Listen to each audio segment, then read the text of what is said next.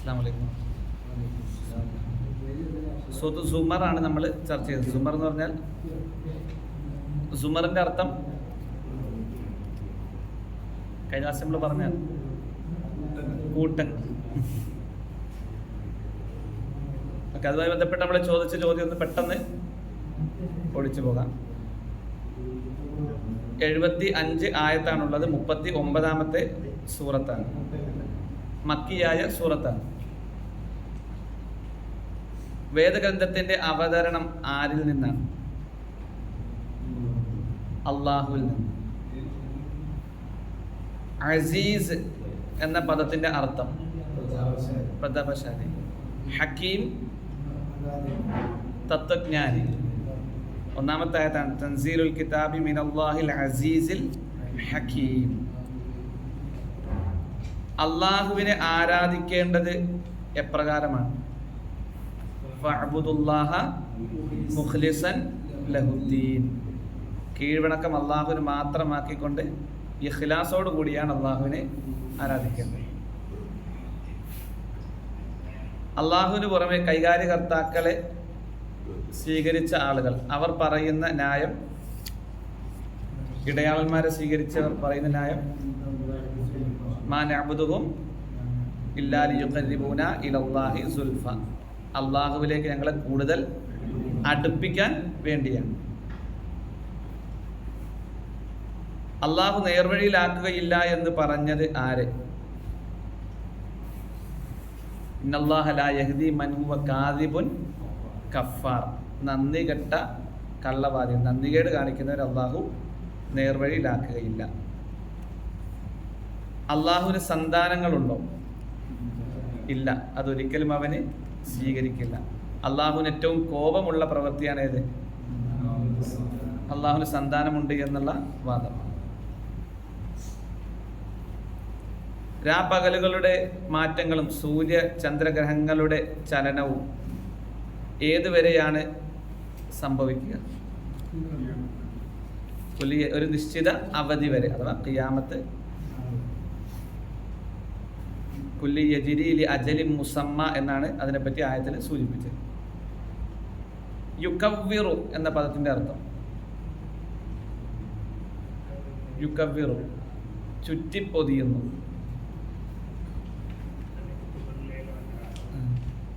കന്നുകാലികളിൽ നിന്ന് എത്ര തരം ഇണകളെ അള്ളാഹു സൃഷ്ടിച്ചു? 8. രാജാധിപത്യം ആർക്കാണ്? അള്ളാഹുവിനാണ്. നഫ്സ് എന്ന വാക്കിന്റെ അർത്ഥം ജീവൻ, ആത്മാവ്, മനസ്സ്, കണ്ണ്, ശരീരം, ദേഹം, ആള്, മഹത്വം, അങ്ങനെ ഒരുപാട് അർത്ഥം അതിനുണ്ട്. 6ാം ആയത്തില് നഫ്സുൻ വാഹിദ, അതുകൊണ്ടുള്ള ഉദ്ദേശം ആരാണ്? ആ നഫ്സുൻ വാഹിദ, ഒരാത്മാവെന്ന് കൊണ്ട് ഉദ്ദേശം അതാരാണ്? ആദം നബി അലൈഹിസ്സലാം. മനുഷ്യ സൃഷ്ടിപ്പിനെ പറ്റി ഖുർആനിൽ പറഞ്ഞ വാചകങ്ങൾ മിമ്മാ യഅലമൂൻ, നിങ്ങൾക്ക് അറിയാവുന്നതിൽ നിന്ന്, മിൻ തുറാബ്, മണ്ണിൽ നിന്ന്, മിൻ സൽസാൽ, കൊട്ടിയാൽ ശബ്ദമുണ്ടാകുന്ന കളിമണ്ണിൽ, കൊട്ടിയാൽ ശബ്ദമുണ്ടാക്കുന്നവയാണ് മിൻ സൽസാൽ ഉദ്ദേശം. മിൻ തീൻ, കളിമണ്ണിൽ നിന്ന്. മിൻ നുത്ഫ, ഇന്ദ്രിയ തുള്ളിയിൽ നിന്ന്. മിൻ മാഇൻ, വെള്ളത്തിൽ നിന്ന്. മിൻ ദക്കരിം വ ഉൻസ, ഒരാണിൽ നിന്നും ഒരു പെണ്ണിൽ നിന്നും. നഫ്സ് എന്ന വാക്കിന്റെ ബഹുവചനം അൻഫുസ്. പരലോകത്ത് ഉറ്റ ബന്ധുക്കൾക്കോ അതല്ലെങ്കിൽ മറ്റാർക്കെങ്കിലും ഒരാളുടെ പാപഭാരം ഏറ്റെടുക്കാൻ കഴിയുമോ? ഇല്ല. വലാ തസിറു വാസിറത്തുൻ വിസ്റ ഉഖ്റ, ഒരാൾക്കും ഒരാളുടെയും പാപഭാരം ഏറ്റെടുക്കാൻ കഴിയില്ല. ഹൃദയത്തിനുള്ളിലുള്ളത് അറിയാൻ കഴിയുന്നത് ആർക്ക് മാത്രമാണ്? അള്ളാഹുവിന് മാത്രം. സൃഷ്ടികൾക്ക് അത് അറിയാൻ കഴിയുമോ? ഇല്ല. കഫറ എന്ന വാക്കിന്റെ അർത്ഥം മറച്ചു വെക്കുക, മൂടി വെക്കുക. അള്ളാഹുവിനോടുള്ള നന്ദിയിൽ നിന്നാണ് സത്യവിശ്വാസം ഉടലെടുക്കുന്നത്. എല്ലാ നന്മയും അള്ളാഹുവിനോടുള്ള നന്ദിയാണ്, എല്ലാ തിന്മയും അള്ളാഹുവിനോടുള്ള നന്ദികേടാണ്. കാരണം അള്ളാഹു ആണല്ലോ ഇക്കണ്ട സൗകര്യങ്ങളെല്ലാം നമുക്ക് ഒരുക്കുന്നത്. നിങ്ങൾ ഡാഷ് കാണിച്ചാൽ ഞാൻ നിങ്ങൾക്ക് വർദ്ധിപ്പിച്ചു തരുമെന്ന് അള്ളാഹു പറഞ്ഞു. നമ്മൾ എന്ത് ചെയ്താലാണ്? നന്ദി കാണിച്ചാൽ അള്ളാഹു നമുക്ക് വർദ്ധിപ്പിക്കും. ലഇൻ ശകർതും ലഅസീദന്നകും.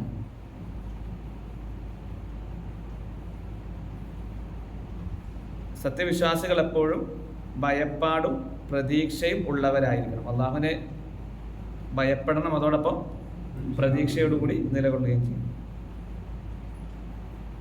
അറിവുള്ളവരും അറിവില്ലാത്തവരും സമമാവുകയില്ല. അള്ളാഹുവിനെ കുറിച്ച് ആലോചിച്ച് നോക്കുകയുള്ളൂ. ആര് മാത്രം? ബുദ്ധിമാന്മാർ മാത്രമേ ചിന്തിക്കുകയുള്ളൂ, അള്ളാഹുവിനെ പറ്റി കൂടുതൽ ആലോചിക്കൂ.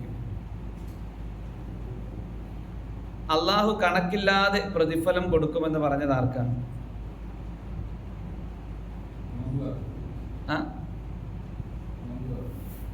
നോമ്പുകാർക്ക് അല്ല,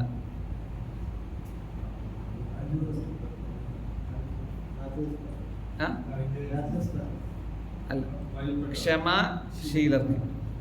ഏത് നന്മയും ചെയ്യണമെങ്കിൽ എന്ത് വേണം? ക്ഷമ വേണം, അല്ലേ? ഏതൊരു പ്രതിസന്ധിയിലും ആദർശം പിടിച്ചു നിർത്തണമെങ്കിൽ, പതറാതെ നിൽക്കണമെങ്കിൽ ക്ഷമ വേണം, അല്ലെ? തഹജ്ജുദിന് എണീക്കണമെങ്കിൽ ആ മനസ്സിനെ പിടിച്ചു നിർത്താനുള്ള ഒരു കരുത്ത്, ക്ഷമ വേണം.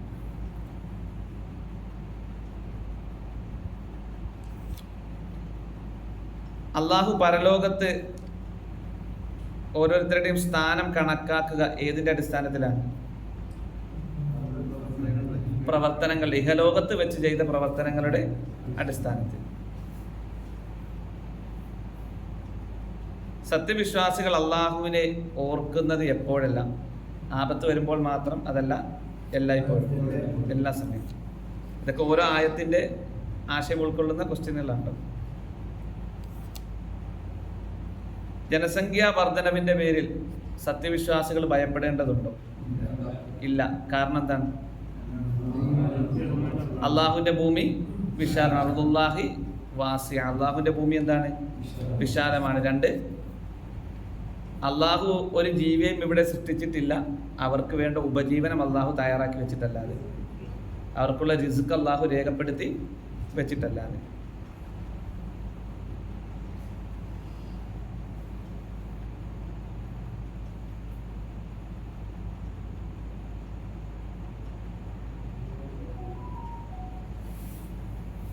അവർക്ക് ജഹന്നമിൽ കിടക്കുവാനുള്ള തൊട്ടിലുണ്ടായിരിക്കും. ആർക്ക്? നരകത്തിൽ അവർക്കൊരു തൊട്ടിലുണ്ടായിരിക്കുമെന്ന് അല്ലാഹു പരിഹസിച്ച് പറഞ്ഞു. ആർക്കാണ്? ഷിർക്ക് ചെയ്യുന്നവർക്കും അള്ളാഹുവിനോട് അനുസരണക്കേട് കാണിക്കുന്നു.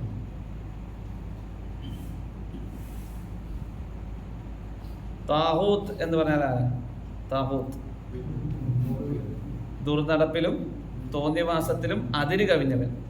തോന്നിയാസം ചെയ്യുന്നവൻ, അതിലും അതിര് കവിഞ്ഞവൻ. വാക്കുകൾ ശ്രദ്ധിച്ചു കേൾക്കുകയും നല്ലതിനെ പിൻപറ്റുകയും ചെയ്യുന്നവരാണ് ആര്? ബുദ്ധിമാന്മാർ.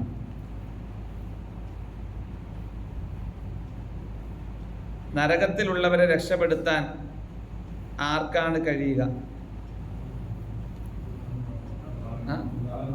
അള്ളാഹുവിന് മാത്രം. പ്രവാചകൻ സല്ലല്ലാഹു അലൈഹി വസല്ലമയ്ക്ക് കഴിയുമോ? ഇല്ല. അഫ അൻത തുൻഖിദു മൻ ഫിന്നാർ. നരകത്തിലുള്ളവരെ രക്ഷപ്പെടുത്താൻ നിനക്ക് കഴിയുമോ എന്ന് അള്ളാഹു ചോദിക്കുന്നുണ്ട്. ഇല്ല, സാധ്യമല്ല.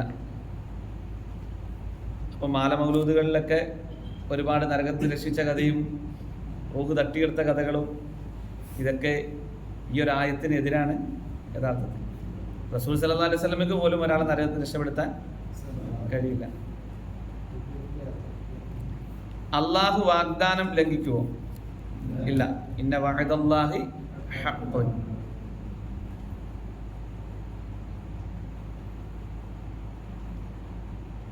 സ്വർഗത്തിലെ മണിമേടകൾ അള്ളാഹു ചിലർക്ക് വേണ്ടി ഒരുക്കി വെച്ചിരിക്കുന്നു എന്ന് പ്രവാചകൻ സല്ലല്ലാഹു അലൈഹി വസല്ലം പഠിപ്പിച്ചു.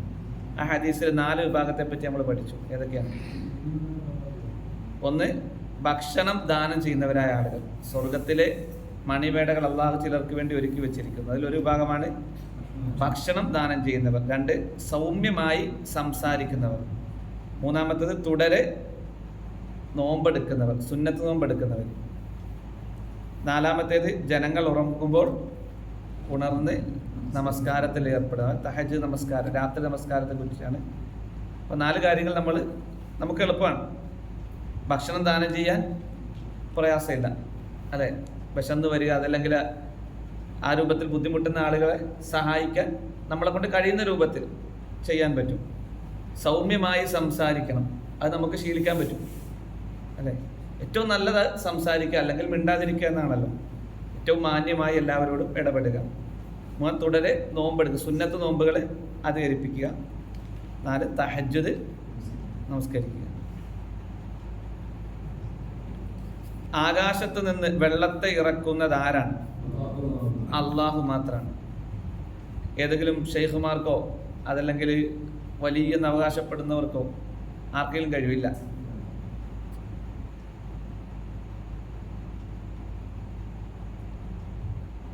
നിങ്ങൾ അള്ളാഹുവിന് ദിക്റല്ലാത്ത വിഷയത്തിൽ സംസാരം അധികരിപ്പിക്കരുത്. ദിക്റില്ലാത്ത സംസാരം ഹൃദയത്തിൽ കാഠിന്യമുണ്ടാക്കും. അപ്പം അള്ളാഹുവിനെ ഓർക്കാത്ത സംസാരങ്ങൾ, അവനെ സ്മരിക്കാത്ത സംസാരങ്ങൾ നമ്മൾ അധികരിപ്പിക്കാൻ പാടില്ല. അധികരിച്ച സംസാരം ഹൃദയ കാഠിന്യം ഉണ്ടാക്കുമെന്നുള്ളതാണ്. അതിനർത്ഥം തമാശ പറയാൻ പാടില്ലെന്നോ കൂടിയിരിക്കാൻ പാടില്ലെന്നോ അല്ല. അവിടെയും ആ സംസാരത്തിനിടയിലും അള്ളാഹുവിനെ കൂടുതൽ ഓർക്കാനും കാര്യങ്ങളിൽ സത്യസന്ധത പുലർത്താനും ഒക്കെ ശ്രമിക്കുക. ഏറ്റവും നല്ല വർത്തമാനം അവതരിപ്പിച്ചതാരാണ്? അള്ളാഹു. കിതാബുൻ മുതശാബിഹ്, പരസ്പര സാദൃശ്യമുള്ള ഗ്രന്ഥം, അതേതാണ്? വിശുദ്ധ ഖുർആൻ.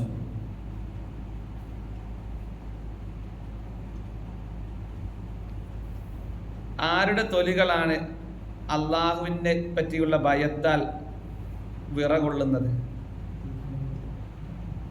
സത്യവിശ്വാസികളുടെ തൊലികൾ. തങ്ങളുടെ രക്ഷിതാവിനെ ഭയപ്പെടുന്നവരുടെ. ഇന്നമൽ മുഅ്മിനൂന അല്ലദീന ഇദാ ദുക്കിറല്ലാഹു വജിലത് ഖുലൂബുഹും, ഹൃദയങ്ങൾ പേടിക്കും, വിറയ്ക്കുമെന്ന് സൂറത്തുൽ അൻഫാലിൽ പഠിപ്പിച്ചു. ഈ സൂറത്തിൽ തൊലികൾ വിറയ്ക്കുമെന്ന്.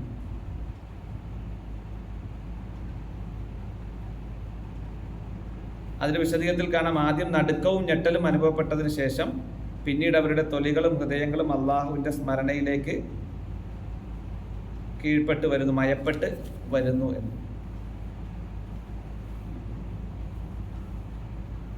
നിങ്ങൾ യാതൊന്ന് സമ്പാദിച്ചിരിക്കുന്നുവോ അത് ആസ്വദിച്ചു കൊള്ളുവിൻ എന്ന് അള്ളാഹു പരിഹസിച്ചുകൊണ്ട് പറയുന്നത് ആരോടാണ്? അക്രമം പ്രവർത്തിച്ച ആളുകളോട്, അല്ലെങ്കിൽ നരകാവകാശികളോട്. ഖിയാമത്ത് നാളിൽ തല കീഴായി ഒരുമിച്ച് കൂട്ടുന്നത് ആരെയാണ്? ഖിയാമത്ത് നാളിൽ തല കീഴായി ഒരുമിച്ച് കൂട്ടുന്നത് സത്യനിഷേധികളെ, വിശ്വാസികളെ. ഇവജ് എന്ന വാക്കിന്റെ അർത്ഥം വക്രത. ഖുർആൻ ഏത് ഭാഷയിലാണ് ഇറങ്ങിയിരിക്കുന്നത്? അറബിയിലാണ്. എല്ലാ വേദഗ്രന്ഥങ്ങളും അറബി ഭാഷയിലാണോ? അല്ല.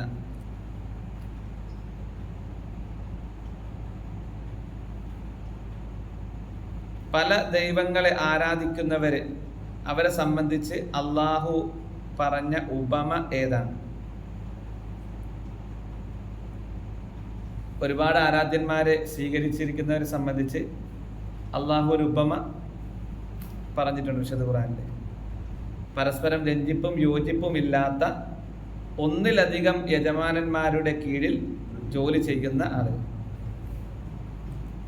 അതിന് ഉടമസ്ഥര് ഒന്നിലധികം ആളുകളുണ്ടാവും, അവർ തമ്മിൽ ഐക്യമില്ല. അതിന് കീഴിൽ ജോലി ചെയ്യുന്നവരുടെ അവസ്ഥ, ഒരാൾ എടുക്കാൻ പറയും, അത് എടുക്കണ്ട വെക്കാൻ പറയും.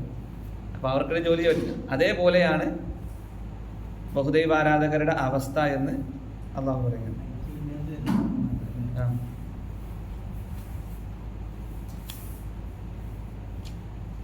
ഏറ്റവും വലിയ അക്രമി ആരാണ്? അള്ളാഹുവിന്റെ പേരിൽ കളവ് പറയുന്നു. ഈ സൂറത്തിൽ പറഞ്ഞത് ഏറ്റവും വലിയ തെറ്റേതാണ്?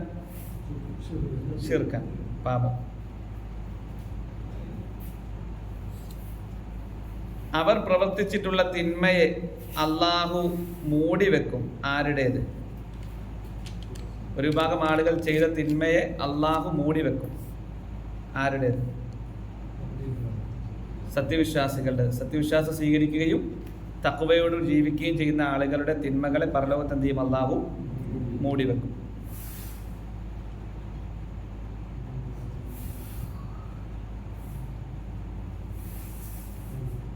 സൂറത്ത് സുമർ 32-ാം ആയത്തിൽ അള്ളാഹുവിന്റെ പേരിൽ വ്യാജം പറഞ്ഞു എന്ന് പറയുന്നതിന്റെ ഉദ്ദേശം എന്താണ്?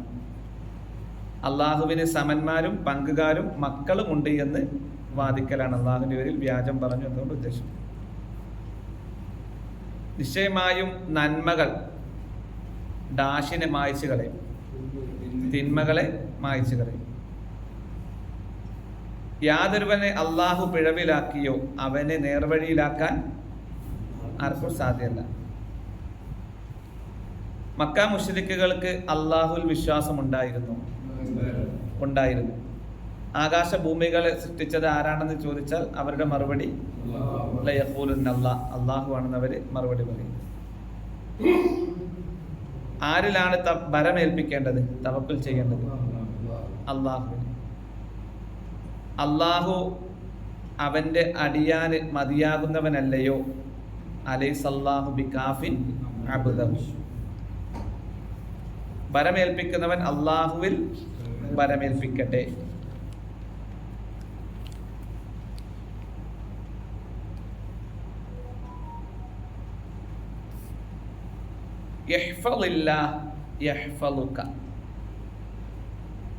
നീ അള്ളാഹുവിനെ സൂക്ഷിക്കുക, അല്ലെങ്കിൽ അള്ളാഹുവിനെ കാത്തു അവന്റെ നിയമനിർദ്ദേശങ്ങൾ അനുസരിച്ച് ജീവിക്കുമെങ്കിൽ യഹ്ഫളുക, അള്ളാഹു നിന്നെ സംരക്ഷിക്കും.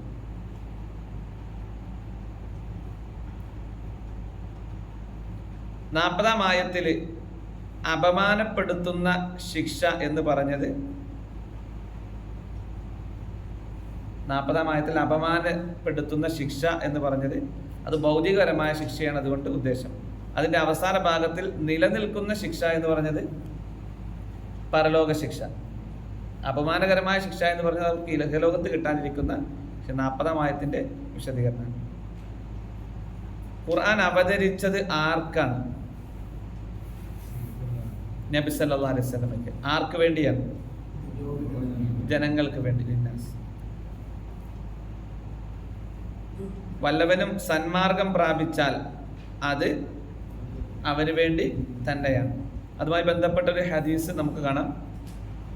ലോകത്തുള്ള ആദം നബി അലൈഹി സ്വലാത്തു വസ്സലാം മുതൽ അവസാന കാലഘട്ടത്തിലുള്ള സകല ആളുകളും, എല്ലാ മനുഷ്യരും ജിന്നുകളും, അവരിലെ ഏറ്റവും ദുഷിച്ച ഒരു മനുഷ്യന്റെ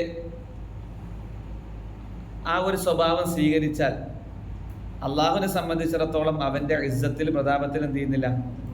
ഒന്നും കുറയുന്നില്ല. ഇനി അവരെല്ലാവരും കൂടി അവരിൽ ഏറ്റവും തഖ്വയുള്ള ഒരാളുടെ അതേപോലെ ആയിത്തീർന്നാലോ അള്ളാഹുവിന്റെ ഇസ്സത്തിൽ ഒന്നും കൂടാനുമില്ല. വല്ലവൻ നന്നാകുന്നുവെങ്കിൽ അവന് മാത്രമാണ് അതിന്റെ ഉപകാരം.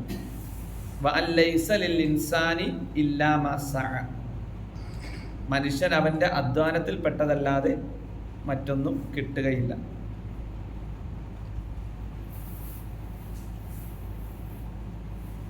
ഈ 42-ാം ആയത്തിൽ മരണവേളയിൽ അല്ലാഹു സുബ്ഹാനഹു വ തആല ആത്മാക്കളെ പൂർണ്ണമായി പിടിച്ചെടുക്കും.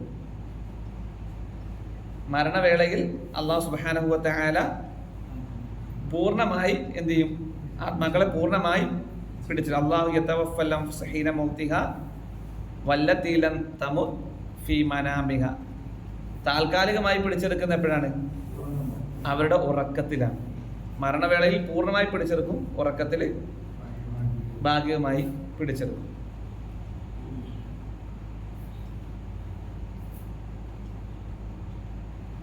മരണത്തോടെ ഈ ലോകവുമായുള്ള ബന്ധം അവസാനിക്കുമോ?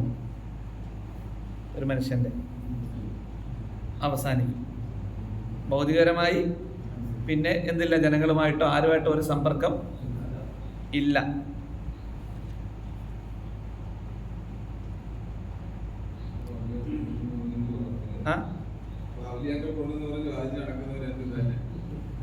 മരണപ്പെട്ടവരെ കേൾപ്പിക്കാൻ നമുക്കാകുമോ? ഇല്ല. ഇൻ തദ്ഉഹും ലാ യസ്മഉ ദുആഅക്കും. നിങ്ങൾ വിളിച്ച് പ്രാർത്ഥിക്കുന്ന വശം നിങ്ങളുടെ പ്രാർത്ഥന എന്ത് ചെയ്യല? കേൾക്കൂല. വലോ സമീഉ, കേട്ടത് വാദിച്ചാൽ തന്നെ മസ്തജാബുലക്കും, ഉത്തരം നൽകാൻ അവർക്ക് കഴിയില്ല. ഇന്നക ലാ തുസ്മിഉൽ മൗത, നിനക്ക് മരണപ്പെട്ടവരെ കേൾപ്പിക്കാനാകുകയില്ല. ശുപാർശ മുഴുവനും ആരിൽ നിന്നാണ്? അള്ളാഹുവിൽ നിന്നാണ്. അള്ളാഹുവിന് പുറമെ മറ്റാർക്കെങ്കിലും ശുപാർശ ചെയ്യാൻ കഴിയുമോ? അള്ളാഹു തൃപ്തിപ്പെട്ടവർക്കൊഴികെ മറ്റാർക്കും എന്ത് ചെയ്യല? ശുപാർശ ചെയ്യാൻ കഴിയില്ല. അള്ളാഹു തൃപ്തിപ്പെട്ട് കൊടുത്തവർ ഒഴികെ മറ്റാർക്കും എന്ത് ചെയ്യാൻ പറ്റൂല? ശുപാർശ ചെയ്യാൻ സാധിക്കുകയില്ല. മൻദല്ലദി യശ്ഫഉ ഇൻദഹു ഇല്ലാ ബിഇദ്നി, അവന്റെ അനുമതി കൂടാതെ അവന്റെ അടുക്കൽ ശുപാർശ നടത്താൻ ആരാണുള്ളത്?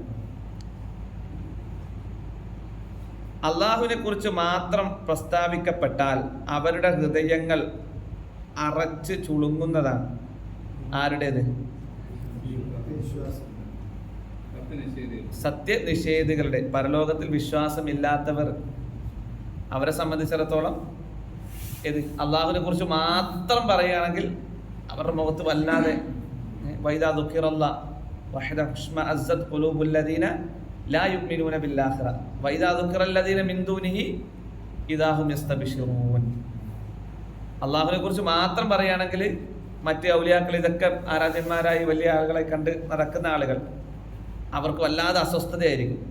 എന്നാൽ അവരെയും കൂടെ ചേർത്ത് പറഞ്ഞാലോ ഇദാഹും യസ്തബിശിറൂൻ, അവർ സന്തോഷിക്കുകയും ചെയ്യും.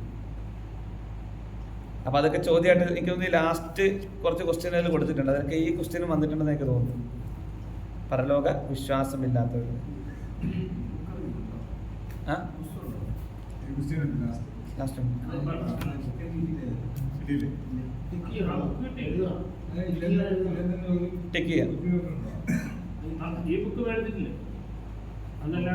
ഒരുപാട് കാലം പള്ളിയിൽ ഇരിപ്പെടാൻ. ആകാശഭൂമികളെ മാതൃകയില്ലാതെ സൃഷ്ടിച്ചത് ആരാണ്? മാതൃകയില്ലാതെ സൃഷ്ടിക്കാൻ കഴിയുന്നവൻ അള്ളാഹു മാത്രം.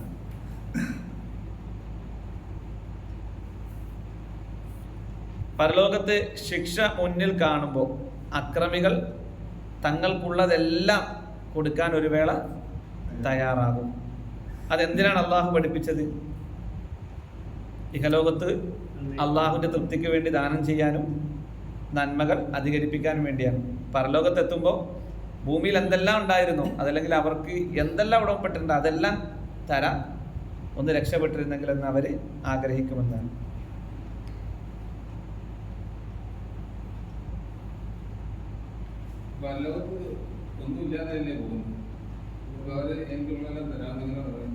ഭൂമിയിൽ ഉണ്ടായിരുന്നൊക്കെ അതൊരു വേള പറഞ്ഞു പോകുന്നതാണ്, അല്ലാതെ കയ്യിലൊന്നും ഉണ്ടായിട്ടാണോ? അല്ല. അവർ എന്താ, ഭൂമിയിൽ കുറെ സാധനങ്ങളൊക്കെ എൻ്റെ ഉണ്ടായിരുന്നു, എൻ്റെ എന്ന് പറഞ്ഞ് സ്നേഹിച്ചു വെച്ചിരുന്നത്. അവർക്കറിയാം പഠിച്ചോണ്ടൊന്നും ആവശ്യമില്ല എന്ന്. എന്നാലും ഒരു വേള ആ വെപ്രാളത്തിനിടയ്ക്ക് എന്ത് ചെയ്യാണ് പറഞ്ഞു പോകുന്നതാണ്. ഓക്കെ, 48-ാം ആയത്തില് അക്രമികളെ വലയം ചെയ്യുമെന്ന് പറഞ്ഞത് എന്താണ്? അക്രമികളെ വലയം ചെയ്യുന്നത് എന്താണ്? അവർ പരിഹസിച്ചു കൊണ്ടിരുന്നത്, അഥവാ ശിക്ഷയും മറ്റും. അവർ പരിഹസിച്ചു കൊണ്ടിരുന്ന കാര്യങ്ങൾ എന്ത് ചെയ്യും? അവരെ വലയം ചെയ്യും എന്നതാണ്. 48-ാം ആയത്തിലാണ്. അനുഗ്രഹം ലഭിച്ചാൽ സത്യവിശ്വാസിയുടെ നിലപാട് എന്താണ്? അവൻ അള്ളാഹുവിന് ശുക്ർ ചെയ്യും. എന്നാൽ ഒരു അക്രമിയെ സംബന്ധിച്ചിടത്തോളം അവൻ എന്താണ് പറയുക?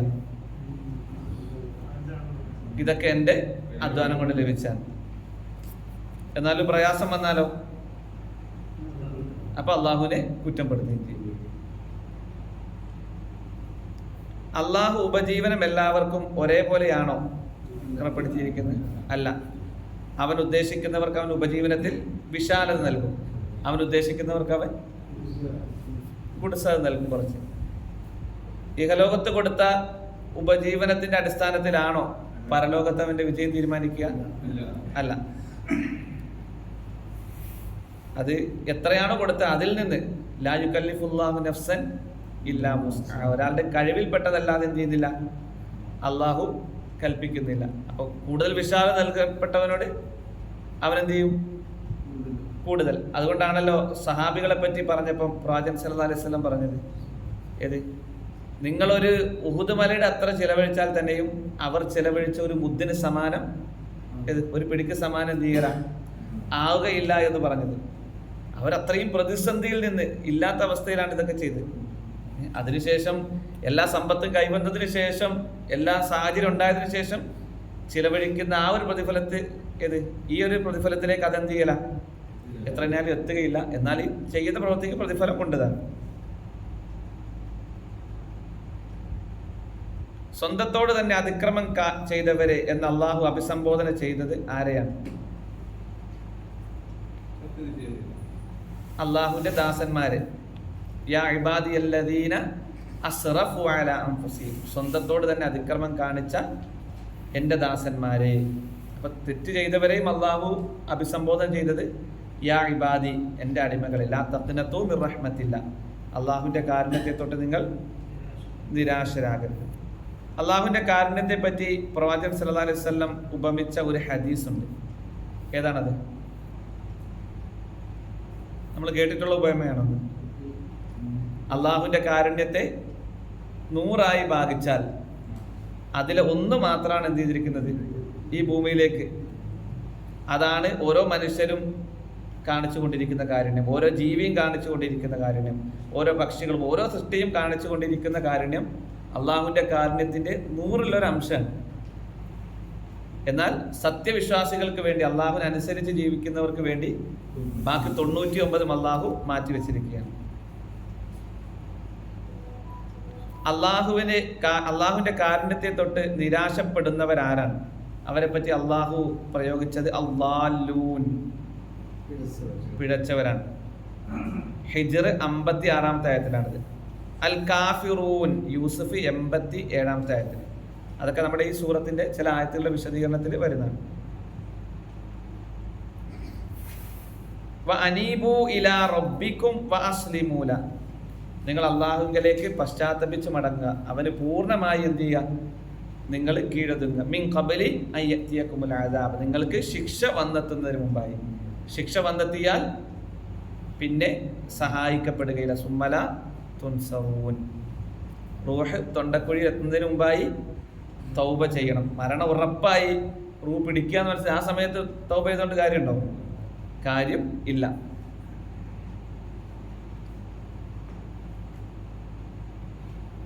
ഖിയാമത്ത് നാളിൽ മുഖം കറുത്തിരുണ്ടവരായി വരുന്നത് ആരാണ്? സൂറത്ത് സുമറിലെ 60-ാം ആയത്തിലാണ്. മുഖം കറുത്തിരുണ്ടവരായിട്ടായിരിക്കും അവരെ ഒരുമിച്ച് കൂട്ടപ്പെടുക. അത് അള്ളാഹുവിന്റെ പേരിൽ കളവ് പറഞ്ഞ ആളുകളാണ്. അള്ളാഹു പറഞ്ഞു എന്ന് പറയുമല്ലോ, അതല്ലെങ്കിൽ ദീനിൽ കടത്തിക്കൂട്ടി വ്യാജ, അള്ളാഹുവിന്റെ പേരിൽ കളവ് പറഞ്ഞവരാണ്. അവരെ മുഖം കറുത്തിരുണ്ടവരായിട്ടായിരിക്കും അള്ളാഹു ഒരുമിച്ച് കൂട്ടുക. ഹൃദയത്തിൽ ഒരു അണുത്തൂക്കം അഹംഭാവം ഉണ്ടെങ്കിൽ അവൻ എന്തിൽ പ്രവേശിക്കില്ല? സ്വർഗത്തിൽ പ്രവേശിക്കില്ല. അള്ളാഹു സുന്ദരനാണ്, ജമീലാണ്. അവൻ എന്തിനെ ഇഷ്ടപ്പെടുന്നു? സൗന്ദര്യത്തെ അവൻ ഇഷ്ടപ്പെടുന്നു. നല്ല വസ്ത്രം ധരിക്കൽ അഹങ്കാരത്തിൽ പെടുവോ? ഇല്ല. അള്ളാഹു ഒരുവന് കൊടുത്തത് ആ അടിമയിൽ കാണാൻ അള്ളാഹു ഇഷ്ടപ്പെടുന്നു. അഹങ്കാരം എന്ന് പറഞ്ഞാൽ സത്യത്തെ നിഷേധിക്കലും ജനങ്ങളെ വില കുറച്ച് കാണലുമാണ്. സ്വാഭാവികമായും സ്ഥാനമാനങ്ങളോ സമ്പത്തോ ഇതൊക്കെ കടന്നു വരുമ്പോൾ പിന്നീട് അങ്ങോട്ട് ദീനിനെ സ്വീകരിക്കാനോ ആയത്തുകളെ അനുസരിച്ച് ജീവിതം ക്രമപ്പെടുത്താനോ ഒരു വേള അവൻ്റെ മനസ്സ് സമ്മതിക്കാത്ത സാഹചര്യം വരും. അള്ളാഹു കാത്തുരക്ഷിക്കട്ടെ. അതോടൊപ്പം ജനങ്ങളെ കൊച്ചായി കാണുക. അതല്ലാതെ ഒരുവൻ അള്ളാഹു സമ്പത്ത് കൊടുത്തു, അവൻ നല്ലൊരു വാഹനത്തിൽ സഞ്ചരിക്കുന്നു എന്നത് അത് ഭയങ്കര അഹങ്കാരോ അല്ലെങ്കിൽ വലിയ അഹങ്കാരത്തിൻ്റെ ഇതായിട്ട് ചൂണ്ടിക്കാണിക്കാൻ പറ്റുമോ? ഇല്ല. നല്ല വസ്ത്രം ധരിക്കുന്നു, നല്ല ചെരുപ്പ് ധരിക്കുന്നു, അത്യാവശ്യം സൗകര്യങ്ങളുള്ള വീട് വെക്കുന്നു, ഇതൊക്കെ അഹങ്കാരത്തിൻ്റെ കൂട്ടത്തിൽ എണ്ണാൻ പറ്റുമോ? അഹംഭാവത്തിൻ്റെ കൂട്ടത്തിൽ ഇല്ല. അള്ളാഹു കൊടുത്തത് അത് ഏറ്റവും മാന്യമായി. ആർഭാടത്തിന്റെ മാനദണ്ഡം നമ്മൾ എങ്ങനെയാ നിർണ്ണയിക്കുക? അതൊരു മിതത്വമാണ് ഇഷ്ടപ്പെടുന്നത്. ഒരു പരിധി വിട്ടേത് ദുർവിനിയോഗം, അതൊരിക്കലും പാടില്ല. എന്നാൽ അത്യാവശ്യ സൗകര്യങ്ങൾ ഇത് അള്ളാഹു കൊടുത്തതിൽ നിന്ന് ഏറ്റവും മാന്യമായി ഏറ്റവും നല്ലൊരു വീട് വെക്കുന്നു, അത് തന്നെ